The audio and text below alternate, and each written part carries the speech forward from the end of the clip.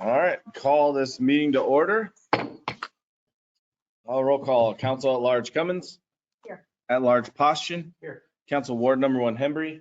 Here. Ward number 2 Helm. Here. Ward number 3 McNeil. Here. All right. I pledge allegiance to the flag of the United States of America, to the republic which stands one nation under God, indivisible, with liberty and justice for all.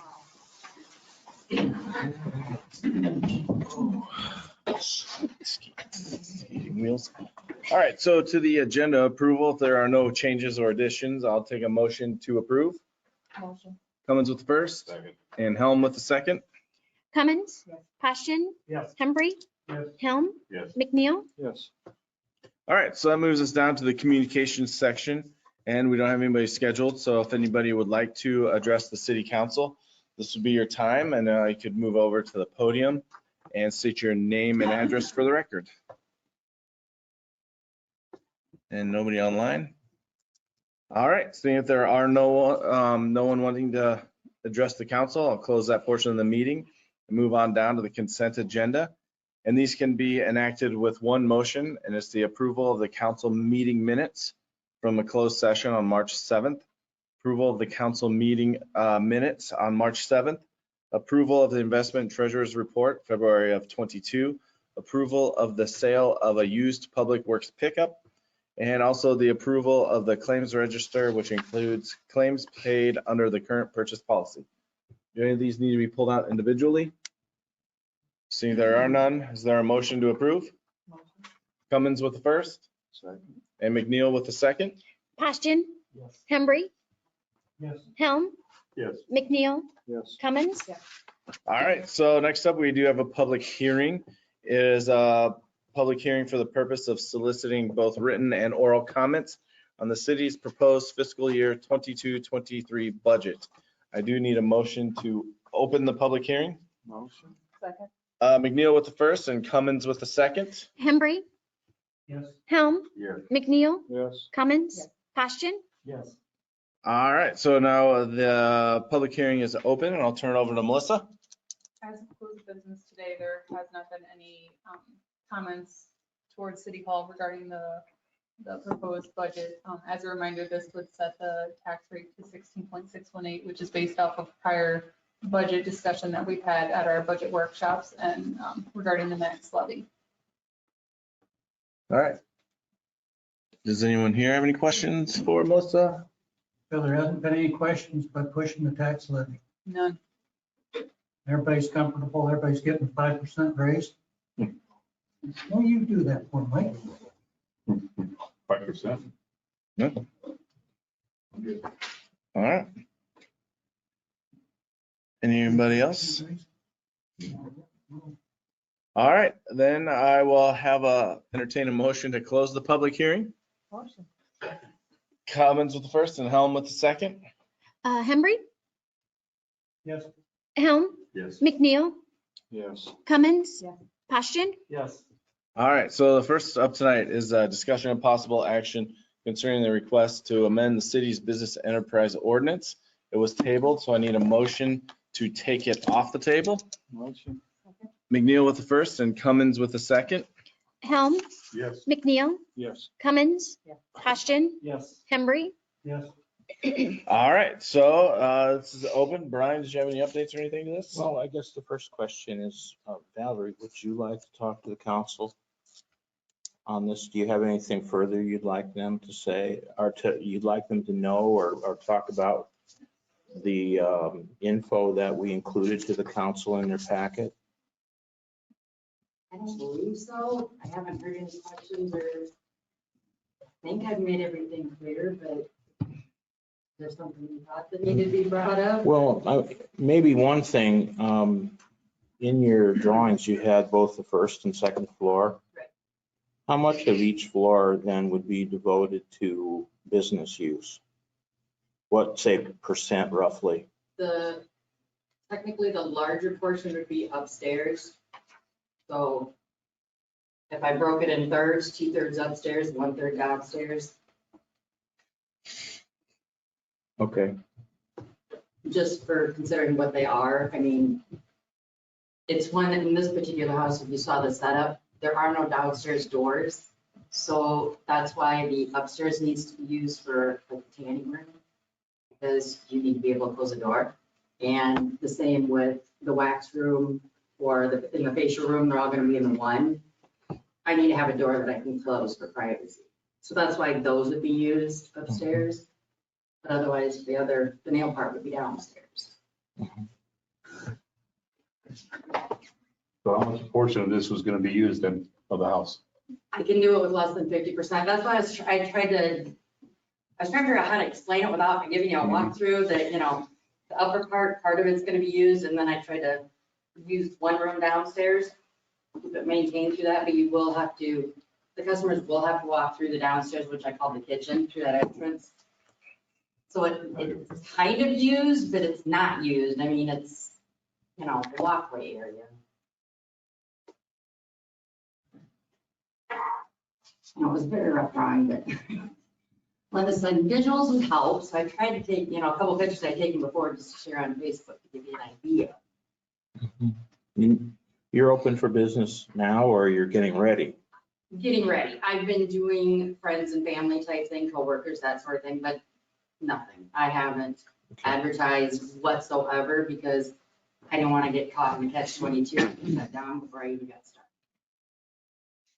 Do you think that once you become more known, you were thinking that the traffic or the parking or the need for just you as the lone employee would be enough? Assuming you catch on, Right. do you think you can keep it to that level? Oh, yeah. Okay. I'd be able to keep it off the street because there's a tree in my yard if needed, right beside the driveway that I can easily cut out and put in another little spot over there if I got that. tree. I'd be really surprised if I got that. It'd be great, but I'd be really surprised. And I have talked to my neighbors. I've talked to 10 different neighbors right around me, and they haven't had a problem with the concept, considering they know me and what I'm gonna be doing. Immediate neighbors anyway, so.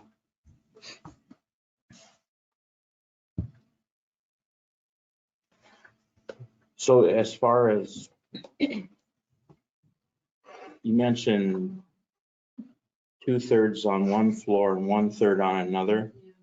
Does that mean that the remainder that isn't business would be a living space, a residential space, or would it be something else?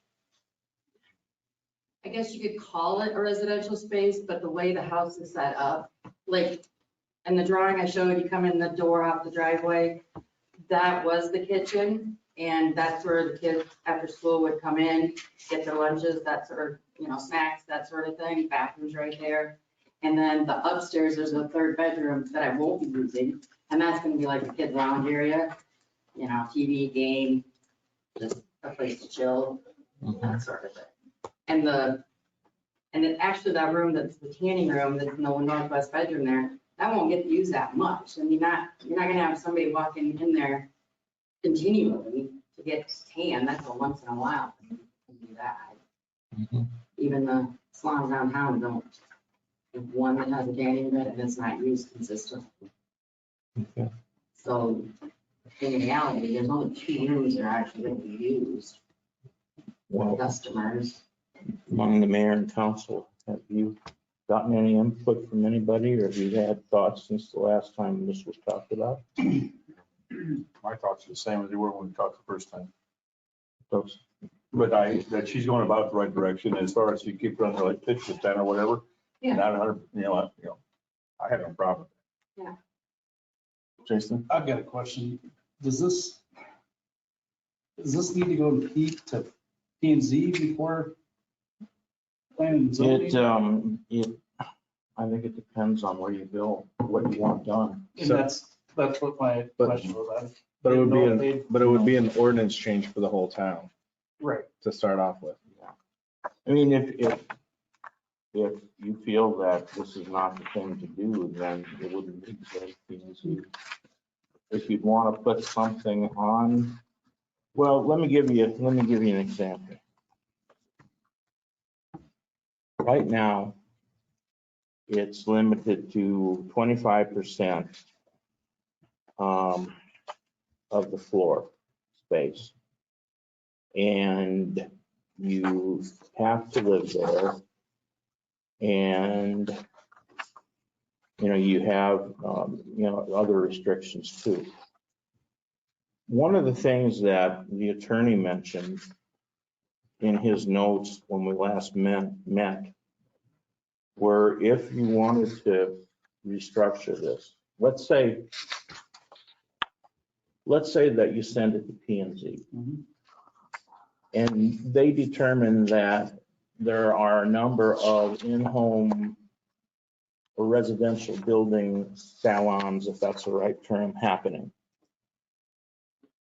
One of the things you could do is you could keep the floor space at 25%, or if you want, you could have them look into bumping it up to 40% as long as it's not the majority, but according to his notes, you could, I think, allow a salon, you could make it a permitted use that could exceed the 25% limit or 40 or whatever 50 or whatever you make it.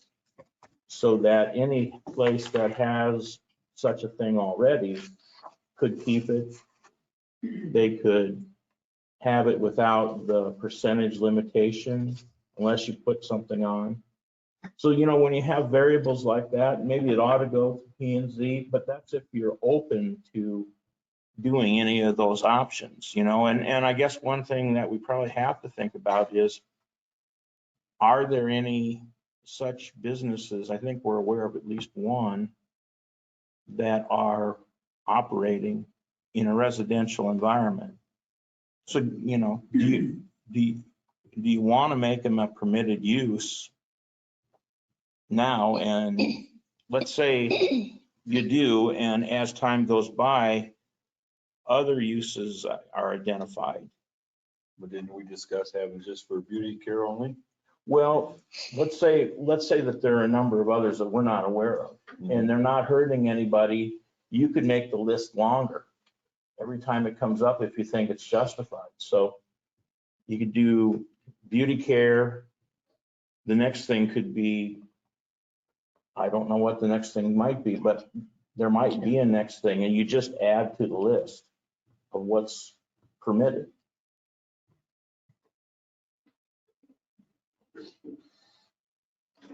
So, I mean, that, I guess the thing there turns on whether or not you want to try to work with this situation and limit it for now to this type of business, knowing that if other types are identified that are fairly prevalent, you can always add to that list.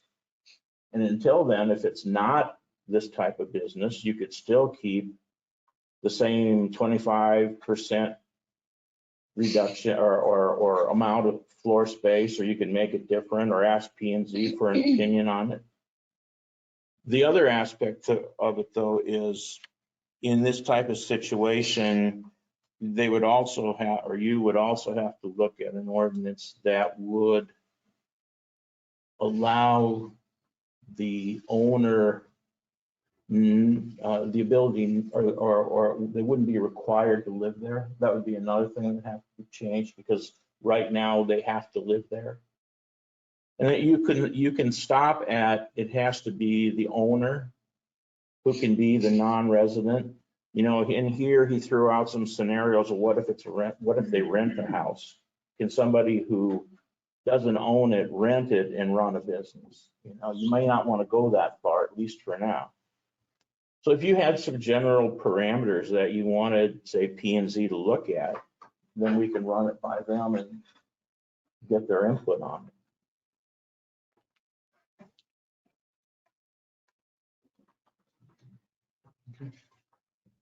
What Yes. happens if you push it through and then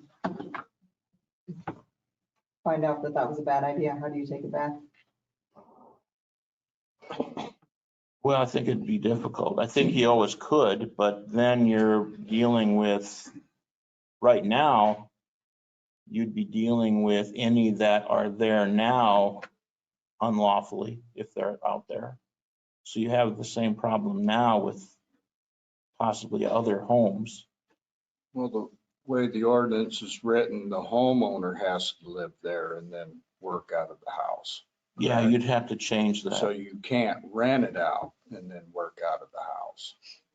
No, Because how many of them are in town? I, I know one. She's going about it the right way, is what I'm trying to say. She's trying to do it the right way. And there's, how many are out there that we don't know about? I know of one. Right. And then we also have, we were told a few months back, we have a lack of rental homes in town. It's Fine. affordable rental. Yeah, affordable rental. But like I said, this will affect the whole town too. Yeah, I know. Well, the struggle I can cut into is you walk downtown and you see empty storefronts and they continue to crop up. Is there a mechanism that we could assist her to have it in business in her business area, similar to the strip malls in the bigger cities, you know, and to help it out to be there as opposed to, you know, West Fifth Street? You know, is there that mechanism? I'd rather try and pursue that route, help them in that regard, and take residential to business. You know, which kind of, you know, I kind of struggle with it. Either way, I appreciate people wanting to try and make a living. It's just part of life. She already owns a house. Mhm. It's already- We're debt free. Yeah. We have no debt on that house. So before I was going to do the 25%, but when we had a chance to buy the acreage, we bought the acreage and they're the house set. I'm not renting it out because we own it. I don't want to sell it because God forbid, I mean, what if my husband dies someday and I kind of want a backup. I have a house sitting there that's debt free, pay the taxes and I got it. So I have no desire. If this wouldn't go through, I would not move my business downtown. I would try to find another way to use it out of that building. I would just move it up to my house in the country. I have a space there too, because I can't justify starting a business at almost 50 years old, paying downtown business $800 a month.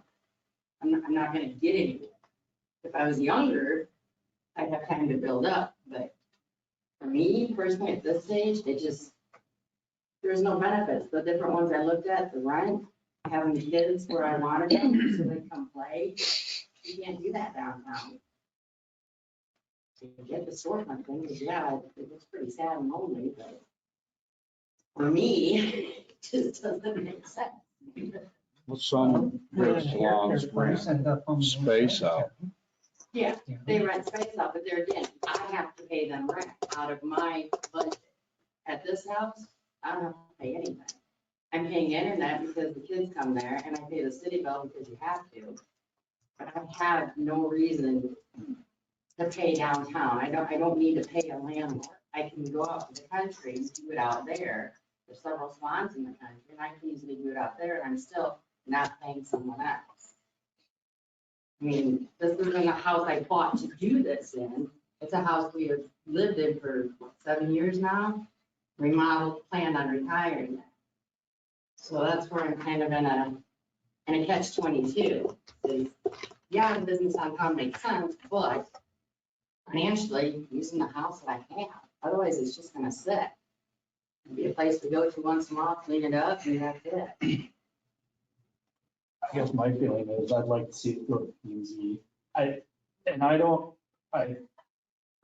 have nothing bad against you, whatever. I just feel like somebody's gonna, You mean like get an opinion from them From them. first? I feel like somebody's going to abuse the situation. and look Yes. at it. Totally are.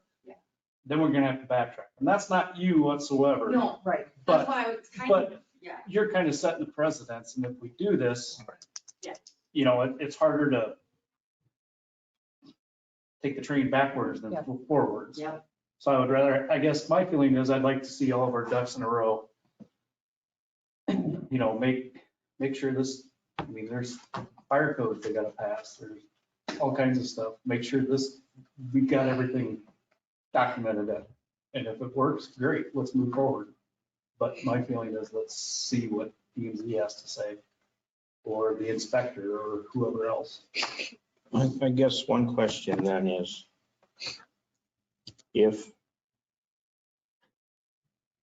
P&Z makes a recommendation, the council always has the ability to either agree or disagree or agree in part.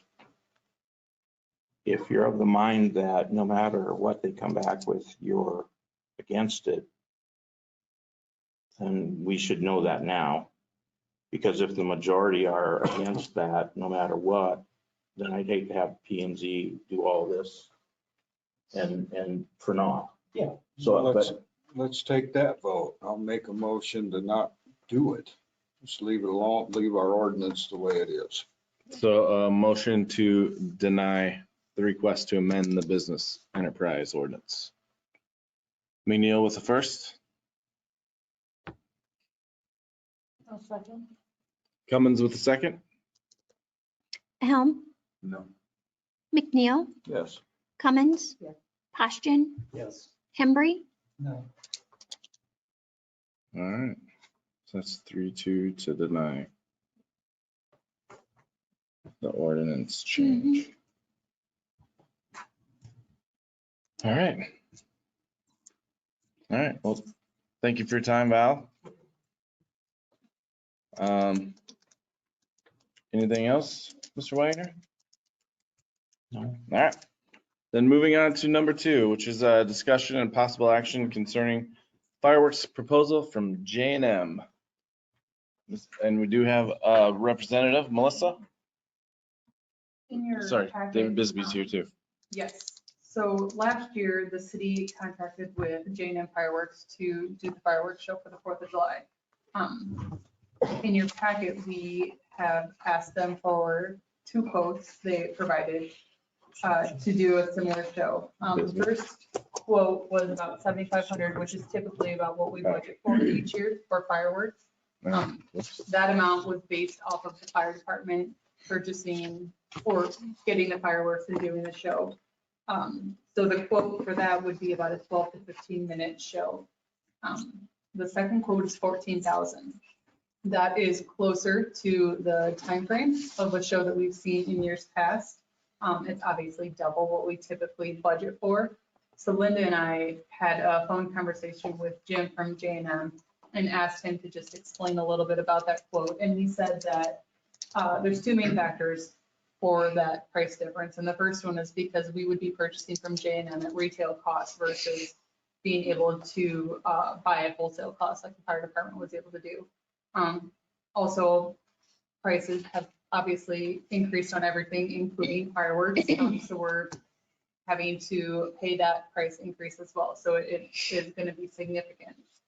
So this motion is set up to purchase fireworks from J&M and have them contract with David to shoot them off. But as you'll remember, he was also at the council meeting last time he was on virtually and had a proposal as well. So he is here tonight if he wants to say a few things or if council has any questions from him, and then we can kind of evaluate from there.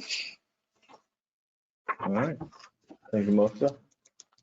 Do any of you guys have any questions for Melissa? What was the other proposal? It was 7,500 was the first quote, and then it was 14,000 was the second quote.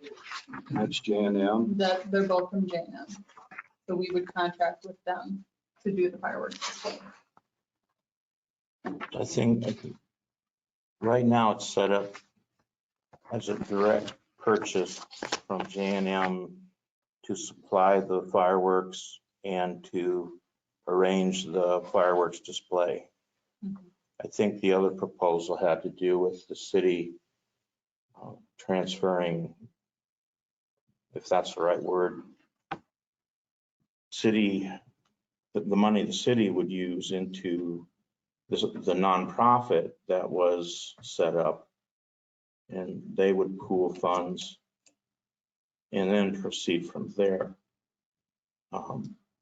But if the city does as the way this is set up, I don't think there's anything stopping the nonprofit from also adding to Right. the city's purchase from J&M. Unless I'm missing something. The only problem, and I have nothing against the city council or the entities thereof.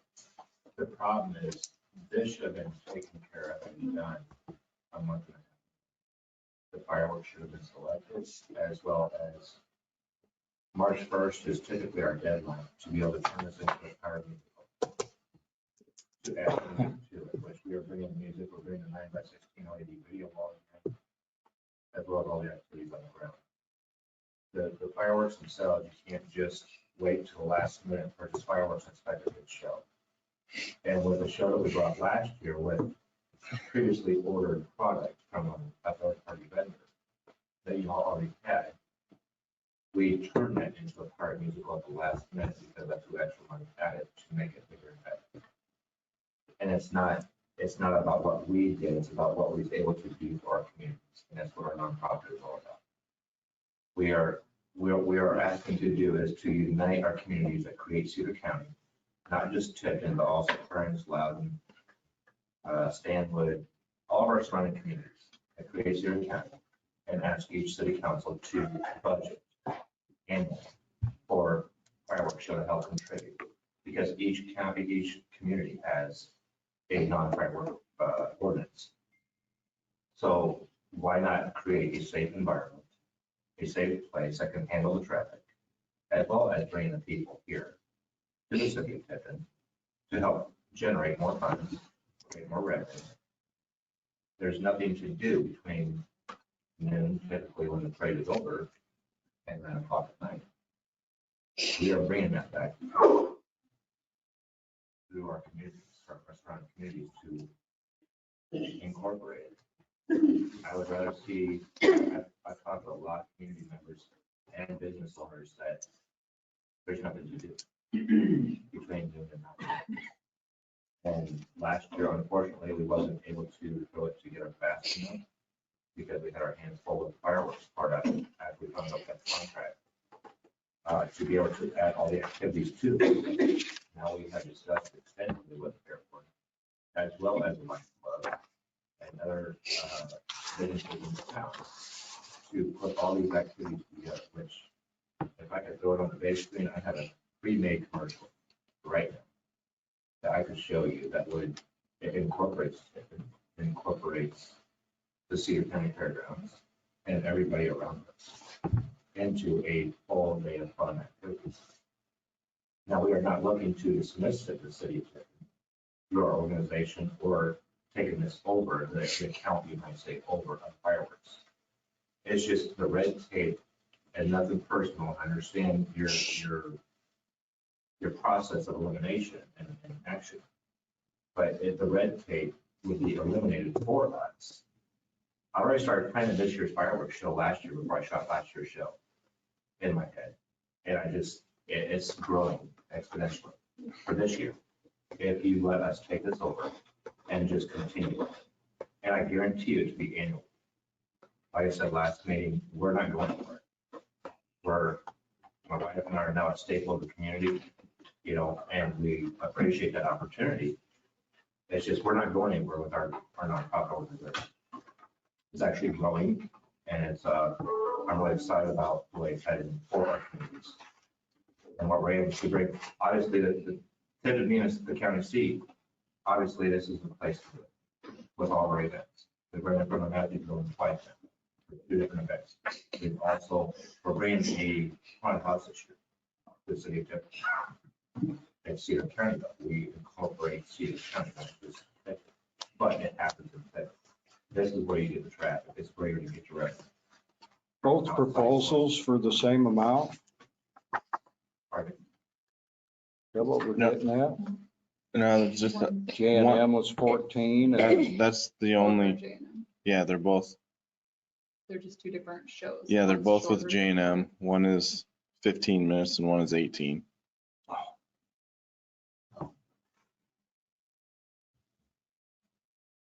One was 8 minutes, I believe. The first one was 12 to 15 minutes. The other one was 18 to 20 minutes, is what Jim stated.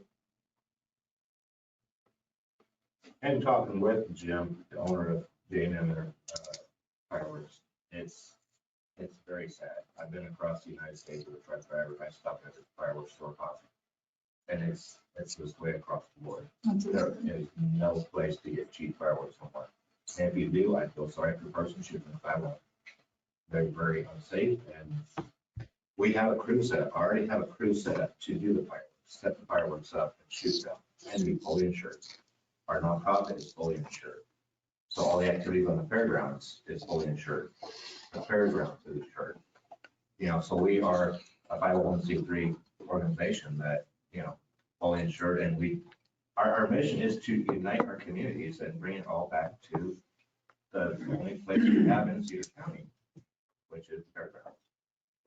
You know, and talking with the fair board, they are very excited about it. I mean, yeah, it pushes them a little bit harder because we're July 4th or usually July 12th. You know, so they have about a week after, but we're guaranteed in and out 24 to 36 hours. Start to finish. Set up, tear down, shoot. So I don't know what else. We're not asking for your money outside of that, what you are already producing, right, and budgeting anyway. But we would ask that you let us take this over, trust our organization with the fireworks show. So you don't have to worry about me. I can do it doing correct. Because he will be my supplier every year, getting this way. And I guarantee you a quality show every year, just like we produced last year.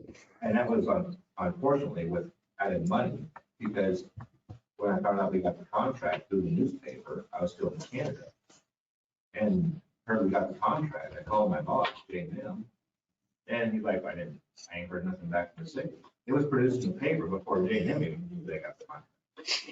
So that's why I think the red tape, it eliminates that for us as the organization to be able to put this on annually without, and to prepare it in a much better timely fashion.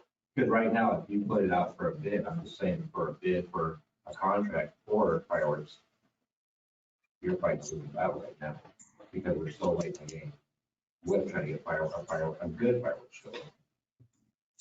Our organization is willing to put another $10,000 up this year just for fireworks on top of your budget, because to exceed or at least match last year's show, we got to do that. And as the power technician, I don't put my name on real things, and it's nothing personal. It's just I want an example made. I want Tipton to be an example, Cedar County to be the place to go. Are you saying that you have this 10,000 on hand? I can raise it within 3 weeks, Well, how much of it do you have right now? 3,000. You can raise 7,000 in 3 weeks? Because I care about this county that much. Just like last year. That's not including the $10,000 of activities, acts, and band, and everything else we're bringing to the fairground. Is your nonprofit, is there a board? They have their board membership. Who's on your board? Don Hughes, the vice president. We have a transition right now of Heather Jones to Kat Walker as our secretary. Heather Jones is unfortunately resigning because she had a lot of irons in the fire, and she was our secretary prior to this. And she's still active, but we're in the middle of transition. So Kat Walker is going to take that position over. Of course, my wife, Naomi, and we got Mitch and Rachel Peak, Love, and Don Hughes as my vice president. What are you asking for? The dollar amount we're spending and who's shooting them off? No, just the dollar amount to pay to J&M. No. J&M and have them put the show on. Like you say, we picked our budget. But there's two choices to choose from. The 7,500 one. Maybe 9,000, is that what it says? It was It was 7,500 or 7,500. 14. The 14,000 is a show like we've done in years past. I'll stick with the 75. All right, so McNeil's made the first for $7,500. Are you talking about a direct purchase by the city from J&M? As Yeah. in the past? That's what it's Yes. written, right? Yeah. That's what we're voting on. Yes. Yep. All right, so McNeil's made a motion for 7,500. For prior years, it was more than that. If you want to go to cover last year's, actually 14,000, correct? Right, lengthwise.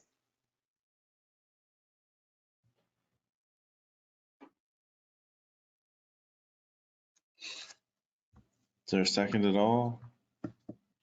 Or second to 14, I make a motion for 14,000, so we have the same All show. right, so the first motion died, but now Helm has made a motion to for the $14,000 show.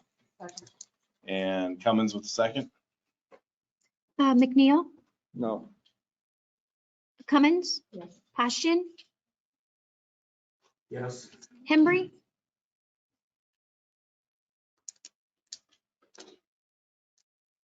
Yes. Helm, Yes. All right. All right, so moving on to the next one, it's a resolution that would approve the city of Tipton the budget, for the Tipton fiscal year 22 to 23. Melissa, has anything changed since the public hearing? No. All Unless right. there are any other questions. There are no questions for Melissa. I'll ask for a motion to approve the budget. Motion. Posturing with the first and Cummins with the second. Cummins, Yes. Postian, Yes. Hembry, No.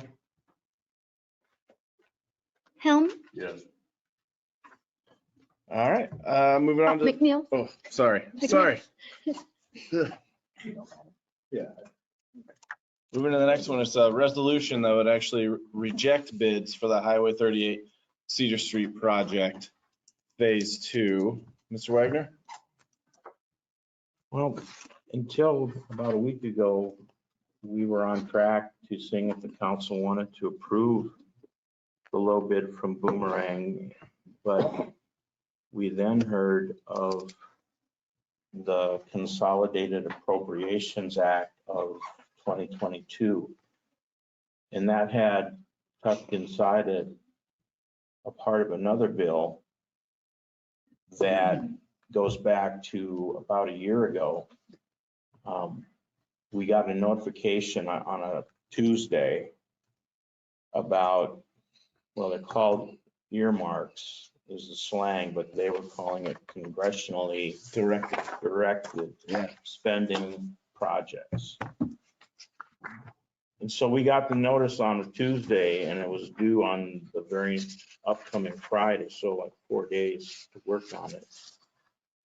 Melissa and I used portions of the build grant narrative that we had used for 2 rounds and had been rejected on. But we put it in, and it's one of those cases, I think, where the timing was right. There were applications done to each congressional district. Each congressperson could then select 10. So in this district, the 2nd district, we were told that there were 20 projects that were identified or applied for. We were in the top 10, and so they interviewed us.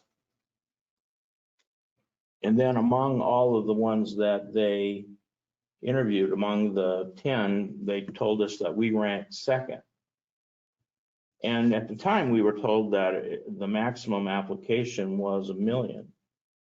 We were told that it was put into the legislation of a previous bill. Somewhere along the way, it got marked up to $2 million. And we were waiting basically all year. It had passed the House easily, but it had been stalled in the Senate. And then when it was put into this bill that included things like aid for a the earthquake in Haiti, aid to Ukraine. Then it passed. And we only found out about it about a week ago. There's one thing that I guess I want to know for the citizens, and that is, as part of the application, we were allowed to upload so many files. And we could have uploaded files that showed concept drawings, or they could have showed plan sheets. But what we did was we uploaded the 80-some letters of support that we got from citizens when we applied for the build grant. And these were people of all ages, and they were all making the case on why 38 needed to be fixed, why the traffic lights need to be upgraded, why they wanted a trail that would go along 38, why they wanted the inlaid pavement markings, why they wanted conduits laid at the intersections for future fiber. And I think one of the persuasive things in our application was the total impact of those 80 citizen letters. So there weren't very many in Iowa that got this. There was a handful in each congressional district, and we were lucky to be one of them. But now that it's passed, it becomes federal. And it has federal guidance that needs to come out that hasn't been developed yet. And we don't know exactly when we can have the green light to apply or to take new bids under the federal rules. And what we think is, because it has federal money, rather than be bid through the city like this bid process was, it'll probably have to be bid through the Iowa DOT. We're hoping that we can have bidding in a month such as November, where contractors are maybe trying to line up work for next year. But even that isn't certain yet. So we have to, because we are going to have federal requirements that this bid process didn't have, we have to ask the council if we want the 2 million, you have to reject the bids that were presented. So here's the question that just popped into my head. If we do this, does it put all of our other projects a year, Such as which? like North Plum and No, North Street is on its own timeline. okay. And North Avenue. North Plum is the year after the next year. But so even if we push the bidding back to November and they don't get started until the summer of 23, this doesn't change any of those other timelines for the streets? No. Okay. Basically, it's just It applying to Highway 38. only affects that project? Yeah. Okay. Which is the And second you're stage. playing and third. because the Fed's slow and pokey. So they're looking to the union with the, All right. Sorry, I didn't mean to That's all right. muddy up the waters for a second. That just popped into my head. That's good.